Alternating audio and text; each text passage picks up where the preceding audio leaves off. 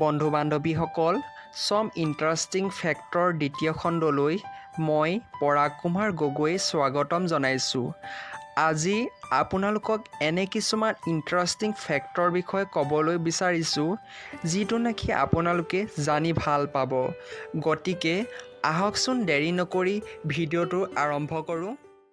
আজিৰ first interesting ফেক্টটো হৈছে আমি লগতে কিমান সাপ দেখিছোঁ। এটা দুটা অথবা তিনিটা নহয়নে বাৰু বন্ধু বান্ধৱীসকল? কিন্তু আজি পৃথিৱীৰ এনেকুৱা এটা ঠাইৰ বিষয়ে ক'ম য'ত নেকি মাত্ৰ সাপৰ ৰাজত্ব চলে। আহকচোন জানো ইয়াৰ অৱস্থিতিৰ বিষয়ে।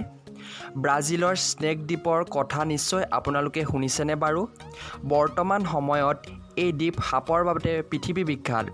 ইয়াত প্ৰতি বৰ্গমিটাৰত 5টাৰ পৰা 10টা সাপ পোৱা যায়। প্ৰথম অৱস্থাত এই দ্বীপত মানুহে বসবাস কৰিছিল, কিন্তু সাপৰ সংখ্যা বৃদ্ধি হোৱাৰ পাছত ইয়াত মানুহৰ বাবে উপযোগী হৈ নুঠিল, যাৰ ফলস্বৰূপে সকলো মানুহ এই দ্বীপৰ পৰা আঁতৰি আহিবলৈ বাধ্যত পৰিল।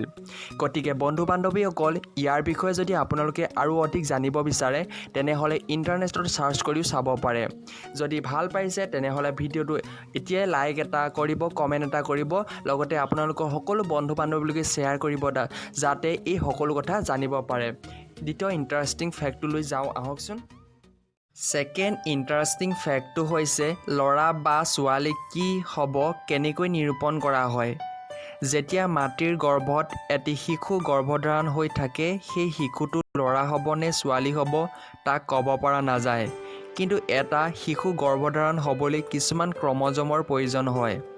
এই ক্ৰমজমৰ সংখ্যা 46ডাল, অৰ্থাৎ পিতৃৰ ফালৰ পৰা 23ডাল আৰু মাতৃৰ ফালৰ পৰা 23ডাল ক্ৰমজম এই শিশুটোলৈ আহে।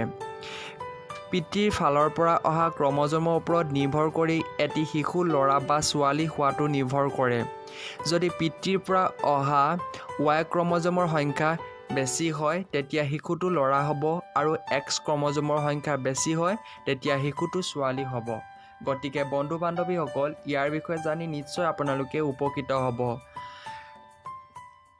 বন্ধু বান্ধৱীসকল, যদি আমাৰ এই ভিডিঅ'টো চাই ভাল পাইছে তেনেহ'লে লাইক, কমেণ্ট আৰু শ্বেয়াৰ কৰিব, লগতে আমাৰ এই চেনেলটো ছাবস্ক্ৰাইব কৰিব নাপাহৰিব। আমাৰ নতুন পদক্ষেপ আপোনালোকক ইণ্টাৰেষ্টিং কথা জনোৱা।